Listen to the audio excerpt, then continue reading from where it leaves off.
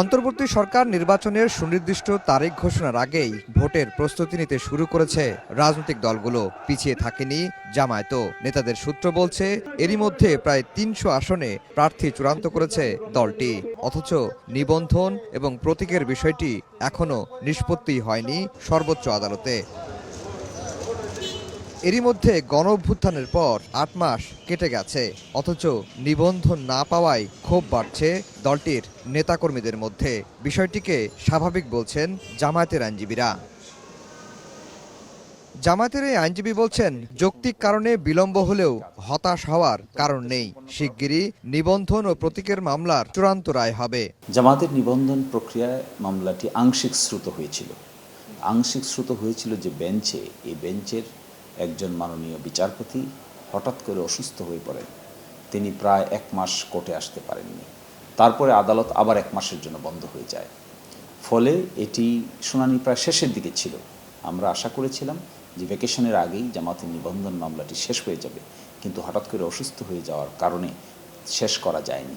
তো যেহেতু কোর্ট খুলছে, আশা করি কোর্ট খোলার পরে দ্রুতই নিবন্ধন মামলাটি নিষ্পত্তি হয়ে যাবে।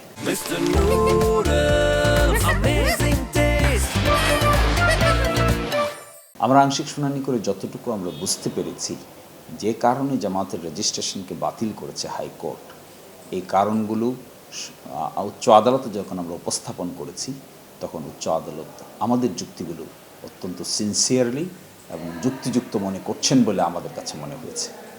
ফলে যে নিবন্ধন মামলায় জামায়াতের রেজিস্ট্রেশন বাতিল যে করেছে, সেটাও কিন্তু সকল বিচারক একমত হয়ে করতে পারেনি। দুইজন একদিকে বলেছেন, একজন আরেকদিকে বলেছেন। তো সেই জন্যই এই মোকদ্দমায় আমরা ভালো রেজাল্ট পাবো, প্রত্যাশিত রেজাল্ট পাবো বলে আমি মনে করি। রেজিস্ট্রেশনের সাথে একটি কথা অনেকের মধ্যেই কাজ করে, কনফিউশন, যে প্রতীক পাবে কিনা।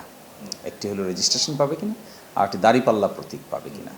আমরা এরকম আইনি উদ্যোগ নিচ্ছি যে আইনি উদ্যোগের কারণে প্রতীকও পাওয়া যাবে, একই সাথে রেজিস্ট্রেশনও পাওয়া যাবে ইনশাআল্লাহ। ৫ আগস্টের পর আইনি প্রক্রিয়ায় অন্য দলের শীর্ষ নেতারা মুক্ত হলেও ১ যুগেরও বেশি সময় ধরে কারাগারে এটিএম আজহার, সেটি নিয়েও অসন্তোষ রয়েছে দলটির ভেতরে বাইরে। তার আইনজীবীরা বলছেন, মুক্তির আইনি প্রক্রিয়া শেষ, এখন শুধু শুনানির অপেক্ষা।